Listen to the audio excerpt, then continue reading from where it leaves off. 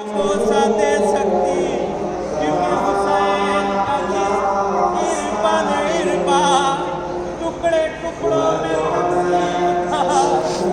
बीबी ज़ैनब ने हुसैन की कटी हुए लगों पर अपने लबों को रख दिया।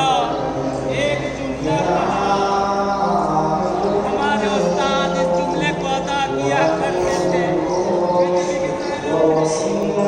जनाजे पे अजीब नफ्सियात की जुमला कहा कि क्या तू ही मेरा भैया हुसैन है जिसे अब्बा ज़हरा ने तकिया पीठ के पाला। क्या तू ही मेरा भैया हुसैन है जिसके झूले को मलक ने झुलाया।